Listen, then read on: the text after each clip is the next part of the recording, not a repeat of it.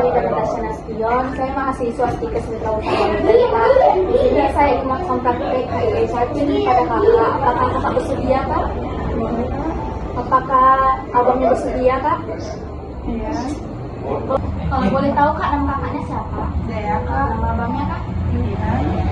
Kan di sini kakak mau konsul tentang chatting kan, Kak? Kalau boleh tahu, kakak tahu suntik TT? Apa itu yang Kak? Suntik TT itu artinya suntik tetanus toxoid, Kak, yang disebabkan oleh Clostridium dan lain-lain. Nah, jadi suntik TT itu untuk menghindari komplikasi pada saat kakak mengandung, pada saat kakak melahirkan, masa nifas, dan juga untuk bayi kakak.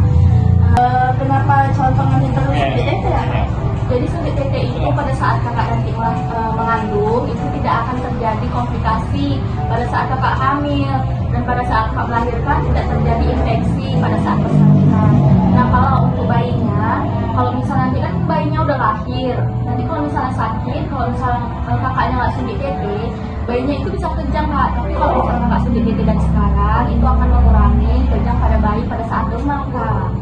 Berapa kali Kak suntik TT harus diberikan?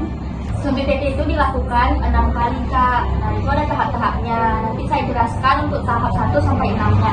Di sini saya menjelaskan tahap 1-nya dulu ya, Kak. Apakah abangnya juga bersedia suntik TT, Kak?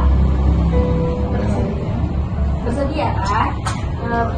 Selesai konseling ini, kita akan melakukan suntik TT ya, Kak, untuk kakaknya dan abangnya juga, ya. Ada efek samping nggak dari suntik TT? Paling cuma demam, Kak. Suntik TT kan kayak imunisasinya, Kak. Tapi itu untuk kekebalan tubuh kakak dan juga abangnya dan untuk bayi kalian nanti. Aman itu Kak? Aman. Di sini tujuan kakak kan untuk konseling prakonsepsi. Jadi prakonsepsi itu, Kak, itu fase di mana kakak menyiapkan sebelum pernikahan dan juga kehamilan. Kan tujuan menikah kakak kan untuk mempunyai anak kan. Jadi kan kita juga belum tahu nih abangnya subur atau enggak, kakaknya subur atau enggak. Jadi itu ada infertilitas dan fertilisasi, Kak. Jadi kalau misalnya infertilitas itu adalah gangguan yang tidak bisa memiliki keturunan, Kak. Jadi kan kita belum tahu nih abangnya sama kakaknya ini keturunan bisa punya anak atau enggak ya kan, atau biasa orang awam sebut mandul kan. Nah, jadi itu infertilitas itu ada infertilitas primer dan juga sekunder. Ya, primer itu dia tuh sama sekali, Kak, nggak bisa punya anak seumur hidupnya. Tapi kalau sekunder kayak artis-artis itu, Kak, kayak 10 tahun kemudian baru punya anak, itu baru infertilitas sekunder. Jadi mudah sekali dipahami kan.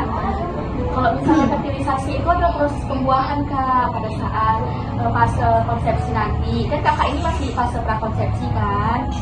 Nah, jadi fertilisasi itu fase pembuahan di mana kakak dan abangnya itu pada saat nanti baru menikah kan, pasti kan ingin mempunyai anak. Nah, pada saat itu kan ada fase fertilisasi, konsepsi, lalu kan di situ kakak mengandung, ya kan. Nah, jadi segitu aja lah, Kak, yang bisa saya jelaskan tentang prakonsepsi ini sebelum kakak nanti menikah.